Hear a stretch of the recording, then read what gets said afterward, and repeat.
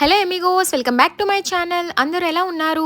ఈ రోజు నేను మోడీ గారు మెచ్చినటువంటి లడ్డూ రెసిపీ చెప్పబోతున్నాను. ముందుగా వాటి కోసం విప్ప పువ్వు కావాలండోయ్. ఈ లడ్డూ రెసిపీలో మెయిన్ ఇంగ్రీడియంట్ విప్ప పువ్వు. ఇవి నాకు తెలిసి శ్రీశైలం, భద్రాచలంలో బాగా దొరుకుతాయి. రాముడే మెచ్చినటువంటి విప్ప పువ్వు మనకు నచ్చకుండా ఉంటుందా? దీనిలో చాలా ఔషధ గుణాలున్నాయి. వీడియో మిడిల్లో మీకు చెప్తూ ఉంటాను. సరే, లేట్ చేయకుండా ప్రాసెస్ స్టార్ట్ చేద్దాం. విప్ప పువ్వు అడవుల్లో దొరుకుతుంది. సో దానిని కొయ్యరు, జస్ట్ కింద రాలిపడింది మాత్రమే తీసుకొని మనకు అమ్ముతూ ఉంటారు. సో దానిలో చాలా ఇసుక ఉంటుంది. సో ఇసుకని రిమూవ్ చేయాలి అంటే మినిమం 4 times అన్న వాష్ చేసుకోవాలి. ఎంటైర్ లడ్డు చేసుకునే ప్రాసెస్లో మనకి ఇదే ఎక్కువ టైం తీసుకుంటుంది. దీనిలో మెడిసినల్ వాల్యూస్ గురించి చెప్పాలంటే అబ్బో చాలా ఉన్నాయి. Boosting your immune system, improves your sleep quality, improves your haemoglobin level. దీనిలో కాల్షియం ఎక్కువగా ఉంటుంది. Improves your bone strength. New మదర్స్కి మిల్క్ ప్రొడక్షన్కి బాగా యూజ్ అవుతుంది. మెయిన్గా మెన్స్లో స్పర్మ్ క్వాలిటీని ఇంప్రూవ్ చేస్తుంది. దీనితో చాలా రకాల రెసిపీస్ చేసుకోవచ్చు. నా అప్కమింగ్ వీడియోస్లో ఖచ్చితంగా నేను వాటిని అప్లోడ్ చేస్తాను. సో మిస్ కాకుండా సబ్స్క్రైబ్ చేసుకోండి. ఐ థింక్ చాలా మందికి విప్ప పువ్వు అంటే ఒకటి గుర్తొస్తుంది. నేనైతే చెప్పను, మీకేం గుర్తొచ్చిందో కమెంట్ చేయండి. ఫైనల్గా 4 times వాష్ చేసిన తర్వాత ఇంత క్లియర్గా అయితే ఉంటుంది. కంప్లీట్గా వాటర్ని మనం రిమూవ్ చేసుకోవాలి. ఇంకా క్లియర్గా వాటర్ని రిమూవ్ చేయాలి అంటే ఒక పల్చని క్లాత్లో వేసి గట్టిగా మెల్తిప్పేసేయడమే. నెక్స్ట్ వీటిని డ్రై చేసే ప్రాసెస్.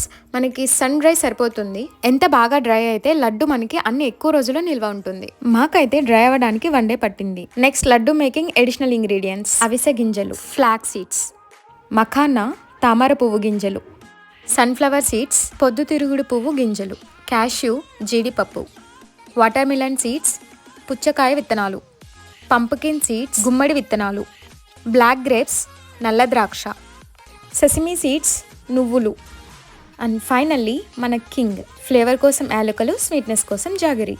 అయ్యో, ఇదెలా మర్చిపోయాను, నా ఫేవరెట్ గీ.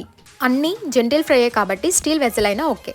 నెక్స్ట్ ప్రాసెస్, అన్ని సీడ్స్ని ఒకదాని తర్వాత ఒకటి లో ఫ్లేమ్లో 5 minutes వరకు ఫ్రై చేసుకోవాలి.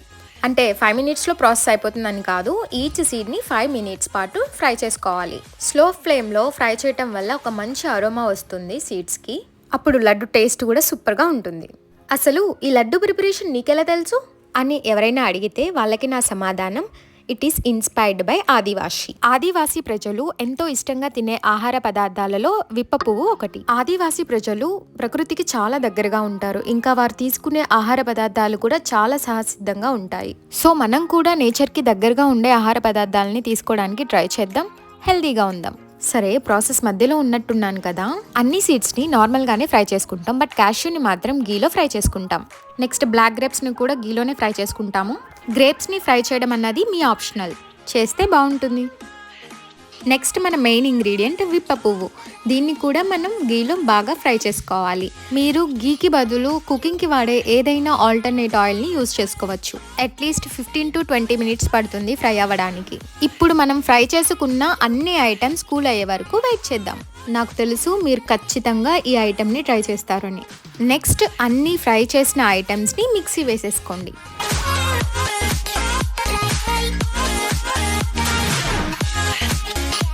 మరీ మెత్తగా కాకుండా బరకగా వేసుకోండి, తినడానికి కూడా బాగుంటుంది.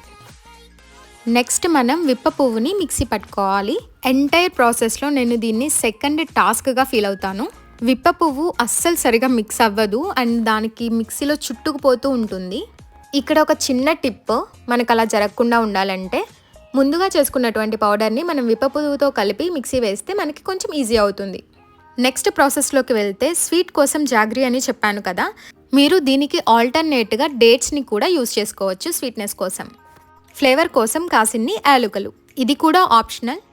ఒక 5 to 10 minutes వరకు బాయిల్ చేసుకుంటే మనకి ఒక పొంగు వస్తుంది, అంతవరకు సరిపోతుంది.